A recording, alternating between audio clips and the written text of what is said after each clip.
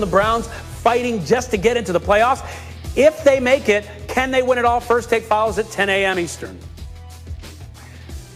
Meanwhile, let's go back to the Browns for a second. Adam Schefter back with us. And Adam, I just wanted to make sure we spent some time on this and talked about the most recent news with the Cleveland Browns. Tell us the latest. Well, Ryan, essentially the Cleveland Browns have shut their facility again this morning after 2 more players tested positive. That now brings the number of players who have tested positive over the last week to 5. There have been 6 people in the Browns organization altogether, by my count, that have tested positive. 5 players, 1 staff member. The facility is closed today. Now, of the 2 positive tests that came back today, 1 was from a player who was in isolation, who was a close contact to somebody who had the virus. So they are not concerned about that particular individual spreading to other people within the organization. The 4 wide receivers that were declared out last week against the Jets as high-risk close contacts are eligible to rejoin the team if and when the facility reopens and the team gets to practice next. But at a time where the Cleveland Browns are preparing to play the Pittsburgh Steelers and trying to secure their first playoff spot in nearly 2 decades, they're also dealing with an outbreak here of COVID, and it becomes a very challenging situation for a team that is in the midst of its most important football week in nearly 2 decades, having to combat the virus. And it's so typical in this year where the NFL hasn't had to cancel a single game, not one, that in the final week of the regular season, where the league has not had to introduce a Week 18, where the league has not had to push back the Super Bowl just yet, where the league has not had to do all that much juggling, the Cleveland Browns are now dealing with the COVID issues that they are and hoping to control and contain that virus so the team can reopen its facility, get back to work, and try to concentrate on securing its first playoff spot in nearly 2 decades. Such a tricky situation. Lewis, want to bring you back in. What do you think? Yeah, this is just very typical of 2020, very typical of 2020 as it relates to the NFL. And it's gonna make for a very unique week of preparation for the Browns in, as Adam already articulated, in what is their most important week of preparation that they've had in years, in more than a decade, in more than 2 decades.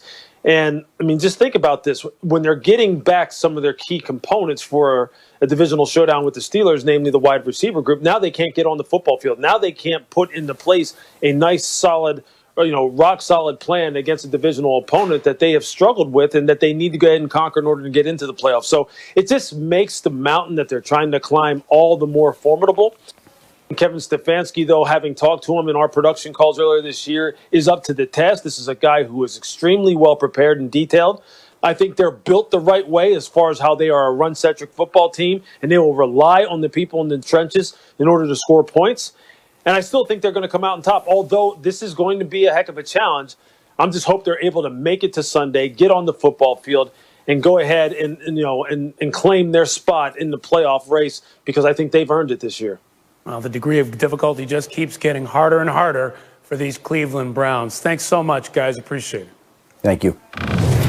This is going to give him a pass because he don't even know how dumb that was. You were the #1 overall pick in the draft. Well, if somebody has to go, it's going to be you. Wait, no, let me finish. Hold on. Wait a minute. With that comes the expectation that you're going to have a QBR better than 5. Get that. Hold on. I'm not even listening. I anticipate this getting ugly. Time now for the Chronicles of Riddick. Look at him looking smooth right there, Mr. Louis Riddick. Perfect matching tie. Handkerchief, man, he makes it happen. I try, Ron. I try. No, you always do. You don't have to try. It just happens. But let's go through some of the hot games from the weekend and what you're looking for. Let's start with the Steelers and the Browns. Yeah, we've been talking about it all morning long, and this is a big one for Baker Mayfield. No question about it. Is on the line. His receiving core is back on track to play, provided that the game goes off without any delays. I like how this offensive line is playing. I like the fact that it is a football that then leads into the play-action passing game. And I like, if they can get ahead, I like what this defensive front could get, led by Myles Garrett. And so Baker Mayfield is someone who this week has a great opportunity in front of him. Now, what about the Packers and the Bears?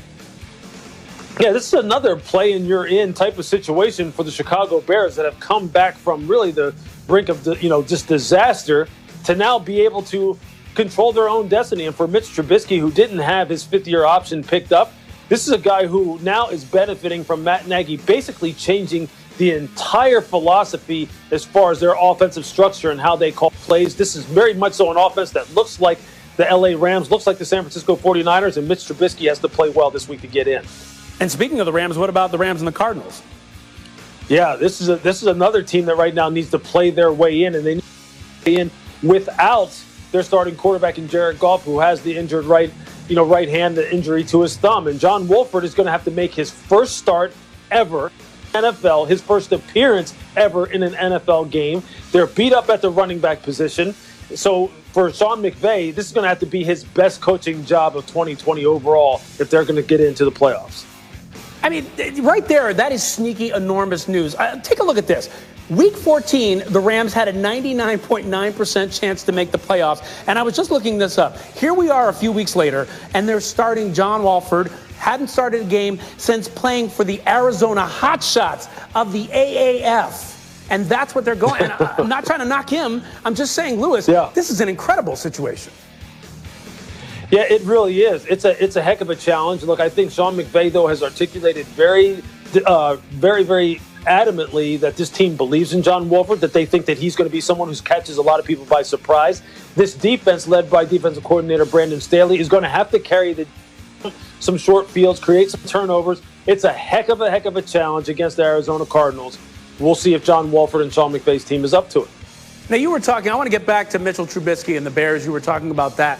I want to get back to that. In terms of this, look at him right there. For all the criticism he's taken this season, over the last 3 weeks, he's been nothing but solid. He ranks in the top 10 in the NFL in touchdowns, yards per attempt, completion percentage, and most importantly, and here's the key, the Bears have gone 3-0. So bringing back in Adam, too. Adam, Trubisky's been playing a lot better. And, sorry, we'll get to Adam in a second, but here's the thing. This is a critical game for him. How big is it for him if he wants to remain with the Chicago Bears? What needs to happen? Well, I think he needs to just continue the trend that he has been on recently in terms of protecting the football, moving the chains, not turning it over, producing big plays down the field, and just executing within the context and within the confines of this offense, which, again, as I said earlier, has changed dramatically from what was first to start at the beginning of the year. This is not a typical drop-back passing attack anymore. This is now a play-action boot rollout. The season at a time where Cleveland is on the docket and Cleveland needs to win the game. Cleveland could not get a more ideal time to get the Pittsburgh Steelers. Right now is the time. It's set up perfectly for Cleveland if it can control the virus that has spread through the organization. If it can do that, then Cleveland could be on the way to the postseason for the first time in almost 2 decades and obviously validate Kevin Stefanski as a prime candidate for the NFL Coach of the Year. And controlling the virus has been the biggest wild card for every team this year. So I want to bring back in the guys. And, you know, Lewis, it's interesting. You played for the Browns the last time they won a playoff game. And I want to talk about the bigger picture on the Browns, but then I also want to focus on this. We saw last week Baker Mayfield, end of the game, didn't work out. Game on the line, close game against the Steelers, season on the line. Does Baker Mayfield pull it out? Yeah, I believe he does. And I think it's more than just does Baker Mayfield pull it out. I think it's does this team stay on schedule and stay true to who they are? Because if they can, then Baker will pull it out. And by that I mean this. Look, this is still a run-centric